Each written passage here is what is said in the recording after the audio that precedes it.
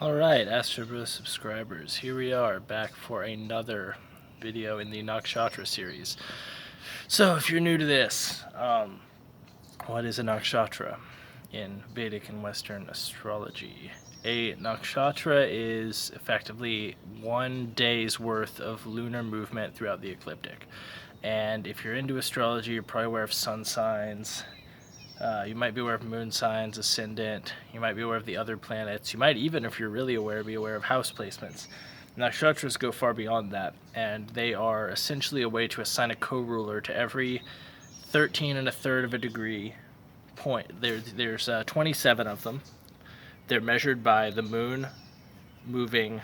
The distance the moon moves in 1 solar day is a nakshatra.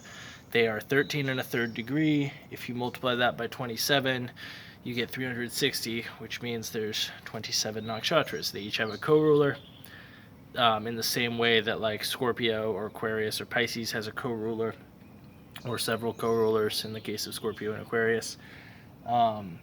These co-rulers add their own particular twist to the energy of this segment of a sign, in that when you're analyzing a chart, if you see a planet at, let's say, 18 degrees Libra, and it's in the nakshatra of Swati, which I covered in my last video, these people are going to behave in a way that is different than somebody with a placement in the sign of, in the degree of, let's say, 25 degrees Libra, which is in Vishaka Nakshatra, which is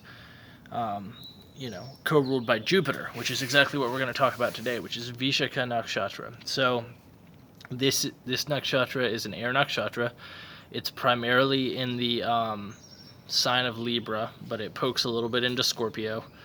So it goes from 20 degrees Libra to 3 and a third degrees Scorpio. And it's co-ruled by Jupiter, which is the planet of religion, belief systems, higher learning, philosophy, perception, and morality. And so basically what we've got here is a person who is generally centered on relationships, which is Libra. Libra is the sign of relationships, ruled by Venus. And when you put the relationship portion of Venus, or just Venus in general, Libra, and you put the co-ruler of Jupiter, you get a person who is very interested in having a spiritual relationship, a spiritual union, a proper marriage. Now, depending on the position of Jupiter, you're going to see, and the conjunctions to Jupiter, you're going to see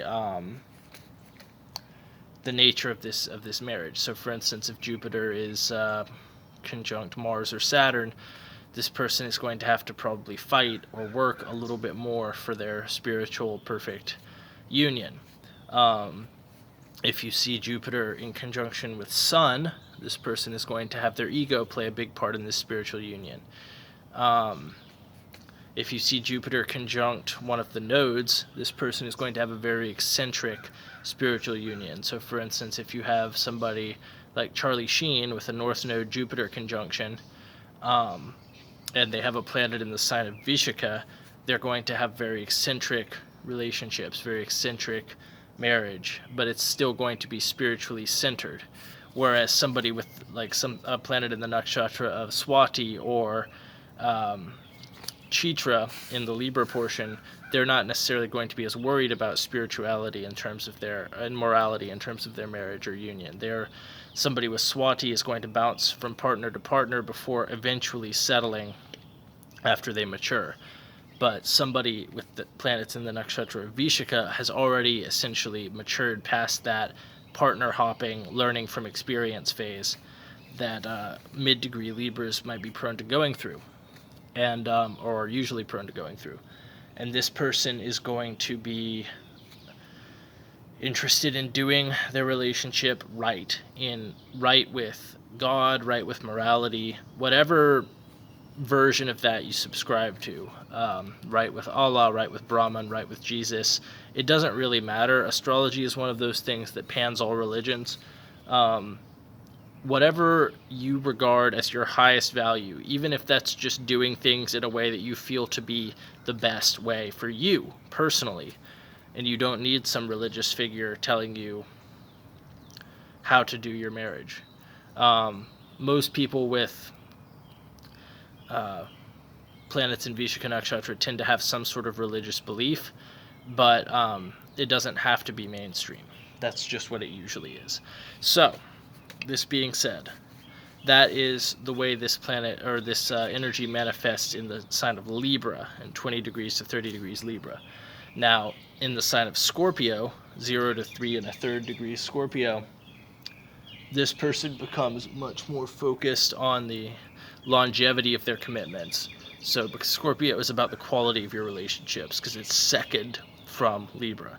So, Libra is other people, Scorpio is the quality of the people that you're around. So, these people are going to they're still looking for a spiritual union, but they're looking for the perfect longevity of that spiritual union. And because of that, they're probably going to have to wait a fair bit before they find this like perfect longevity union that's going to endure the rest of their life. Or, you know, some people might even, if you subscribe to the whole reincarnation thing, they might be looking for somebody who they can be with, like either if they're a Christian in heaven, or if they're Hindu or Buddhist, if they get somebody that they can be with for multiple lifetimes, that kind of thing.